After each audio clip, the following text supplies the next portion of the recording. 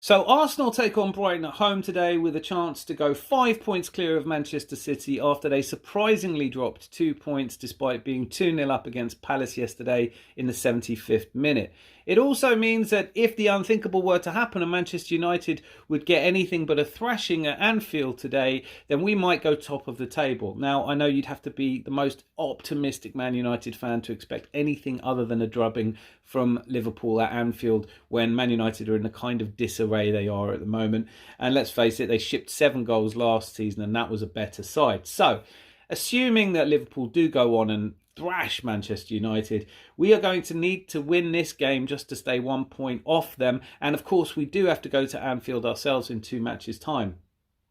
But when it comes to bogey sides, Arsenal really don't have a bigger bogey side than Brighton. In the last 10 games we've played them, we have managed only 3 wins. Now, last season, they not only knocked us out of the League Cup at home, but they also effectively ended our title hopes by drubbing us 3-0.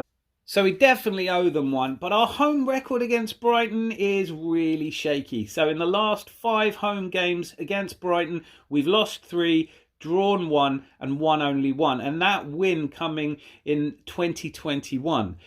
Long overdue. Now, there are reasons to be optimistic. Brighton are currently 8th in the league, but they have won only 2 of their last 10 games, losing away to Villa, Manchester City and Chelsea, and managing draws against Liverpool, Fulham, Everton and Sheffield United. They did, of course, top their Europa League table with a great 1-0 victory over Marseille, where João Pedro scored in the last minute. And that means, and it's a great result, because in Europa League, if they finished second, they would have had to play one of the teams that dropped down from the Champions League, which would have added 2 games to their already congested schedule. And when it comes to injury problems, I know we've all got them, but Brighton really are struggling.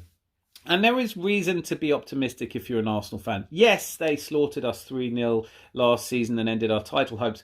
But the team that did that included Enciso, a really hot prospect who unfortunately is out this season with a serious injury. McAllister, who they sold to Liverpool. Estupinian, who's out with an injury. Levi Colwill, who's now gone to Chelsea. Caicedo, who's now gone to Chelsea. And on top of that, they also have Ansu Fati, a hugely exciting prospect on loan from Barcelona, out. Solly March, hugely important player for them, out. Tariq Lamptey, Danny Welbeck and Webster all out. So today's lineup will be a very different one from the one that beat us last time we played them. Arsenal, by contrast, can field a pretty much full-strength team. So let's have a look at the players to look out for. One of the most exciting players to play at Brighton is Mitoma, who recently signed a 4-year extension and who Roberto De Zerbi said absolutely glowing things about. But I've watched a lot of Brighton games, and for me, he's quite a frustrating player to watch. Not quite as bad as Anthony, but his end product is just not there at the moment. He has scored 3 goals this season and 4 assists from 15 games and 11 starts. But only one of those assists has come since the 2nd of September, and he's not scored in a game since Bournemouth on the 24th of September. So I think Ben White could have the match of Karim Mitoma today. Another player I've really raved about in the past and would love to see come to Arsenal, possibly even in the January transfer window, although that looks incredibly unlikely. Evan Ferguson, the 20-year-old striker who's catapulted into the spotlight after scoring a hat-trick against Newcastle, making him one of the 4 youngest players ever to score a hat-trick in the Premier League. Huge future ahead of him, but only 2 goals since that hat-trick on the 2nd of September. The real player to watch out for in the Brighton team is their midfield general, Pascal Gross. Great form at the moment. In fact, it was his assist that allowed João Pedro to score that last gasp winner against Marseille. He's a rock in their midfield. 3 goals and 5 assists. And it's going to be his battle with Kai Havertz, the 2 Germans in the midfield, that really defines this game. Overall, though, you have to think that Arsenal have never had a better chance. And here's the problem. It is something of a must-win game for us, because if we do lose this game somehow, if we conspire to lose this game, then theoretically we're going to be 4 points off Liverpool before we have to go and play them. And only 2 points clear of a Manchester City side who really have been struggling this season to find the form that champions usually show.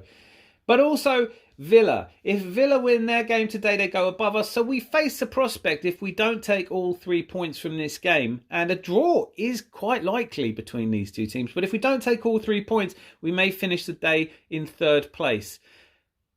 I am confident, but I've been confident against Brighton before, and they always seem to. They do us. They're our bogey side. Let me know if you believe in these kinds of superstitious bogey side things, or if you think that football is very much played on the pitch by teams in the form that they're in at that time. On paper, we beat Brighton fairly comfortably today, particularly given that they